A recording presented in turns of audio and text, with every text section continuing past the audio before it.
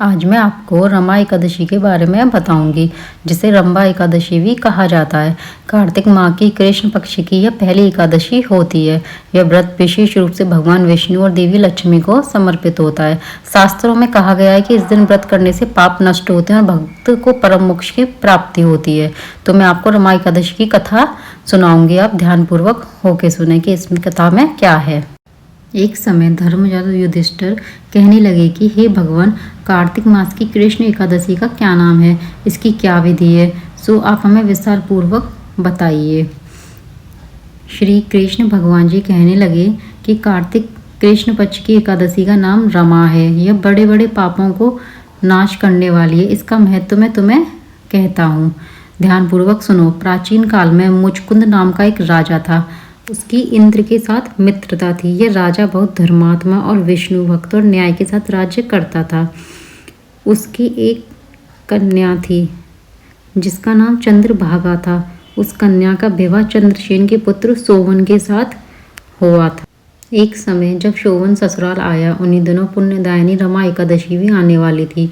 जब व्रत का दिन समीप आ गया, तब चंद्रभागा के मन में अत्यंत सोच उत्पन्न हुआ कि मेरे पति बहुत दुर्बल है, वह एकादशी का व्रत नहीं कर पाएंगे और मेरे पिता की आज्ञा अति कठोर है। यह बात जब उसने सोहन को बताई तो वह चिंता करने लगा और अपनी पत्नी से कहने लगा कि अब क्या करना चाहिए।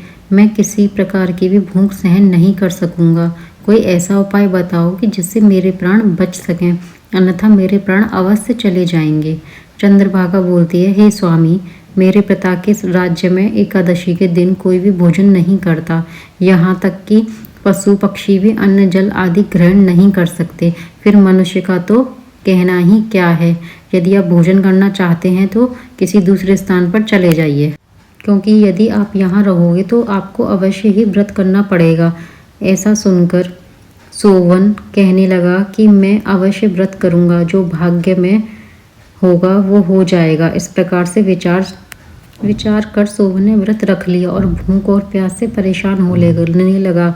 जब सूर्य नारायण अस्त हो गए और रात्रि के जागरण का समय हो गया, वो समय सोवन के लिए अत्यंत दुखदायी था। प्रातःकाल होते होते सोवन के प्राण निकल गए। सोवन की मृत्यु के बाद चंद्रभागा अपने पिता के घर में ही रहने लगी। रमा एकादशी के प्रभाव से सोवन को मध्यरांचल पर्वत पर धन धान्य से युक्त तथा शत्रुओं से रहित एक सुंदर देवपुर प्राप्त हुआ। यह अत्यंत सुंदर रत्न और मणियों से जड़ित स्वर्ण से निर्मित था। यह बहुत ज्यादा सुंदर था। एक समय मुचकुंद नगर में रहने वाले एक सोम शर्मा ब्राह्मण तीर्थ यात्रा करते हुए देवपुर में जा पहुंचे और उन्होंने वहां सोवन को पहचान लिया। सोवन ने भी उन्हें पहचान लिया और उनके पास आया और उनको प्रणाम कर बोला, हे ब्राह्मण, राजा मुचकुंद और मेरी पत्नी कुशल हैं?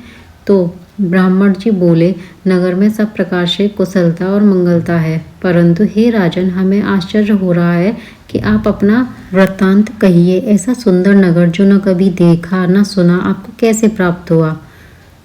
सोवन ने कहा, मैंने इस व्रत को श्रद्धा रहित होकर किया, अतः ये सब अस्थिर है। आप मुचकुंद की कन्या चंद्रभागा को यह सब वृत्तांत कहें तो यह नगर स्थिर हो सकता है। ये सुनकर ब्राह्मण ने अपने घर लौटकर चंद्रभागा को सारा वृत्तांत सुनाया। ब्राह्मण के वचन सुनकर चंद्रभागा बहुत प्रसन्न हुई और बोली, यह सब बातें आपने प्रत्यक्ष देखी हैं या स्वप्न की बातें कर रहे हो? ब्राह्मण बोले, पुत्री, मैंने तुम्हारे पति को प्रत्यक्ष देखा है, साथ ही किसी से विजय न होने वाला देवताओं के नगर के समान उसका नगर भी देखा है। चंद्रभागा कहने लगी कि आप मुझे वहां ले चलें, मुझे मेरे पति के दर्शन की तीव्र लालसा है। वह ब्राह्मण चंद्रभागा को लेकर मध्यरांचल पर्वत के समीप वामदेव ऋषि के आश्रम पर गए। वामदेव ने सारी बातें सुनी और अपने वेद मंत्रों के उच्चारण से चंद्रभागा का अभिषेक कर दिया। तब ऋषि के मंत्र के प्रभाव और एकादशी के प्रभाव से चंद्रभागा का शरीर दिव्य हो गया और वह दिव्य गति को प्राप्त हो गई। इसके बाद प्रसन्नता के साथ अपने पति के निकट पहुंच गई और अपनी पत्नी को देखकर सोवन अति प्रसन्न हुआ। चंद्रभागा कहने लगी, हे प्राणनाथ, आप मेरे पुण्यों को ग्रहण कीजिए। अपने पिता के घर जब मैं 8 वर्ष की थी, तब से विधि पूर्वक एकादशी के व्रत को श्रद्धा से करती आ रही हूँ। इस पुण्य के प्रताप से आपका नगर स्थिर हो जाए और समस्त कर्मों से होकर प्रलय के अंत तक रहेगा। इसके बाद वह दोनों आनंद पूर्वक अपने देवपुर में रहने लगे। आगे श्री कृष्ण कहते हैं, हे राजन, मैंने आपको रमा एकादशी का महत्व कहा है। जो मनुष्य इस व्रत को करते हैं उनके ब्रह्म हत्या समस्त पाप दूर हो जाते हैं और जो मनुष्य इस महत्व को पढ़ते हैं, सुनते हैं, वह समस्त पापों से छुटकारा पाकर विष्णु लोक को प्राप्त हो जाते हैं। अगर आपको यह वीडियो अच्छी लगी हो तो प्लीज़ मेरे चैनल को सब्सक्राइब करें, इस वीडियो को लाइक एंड शेयर करें और ऐसी ही अच्छी वीडियो पाने के लिए मेरे चैनल पर बने रहें। जय श्री हरिहर विष्णु।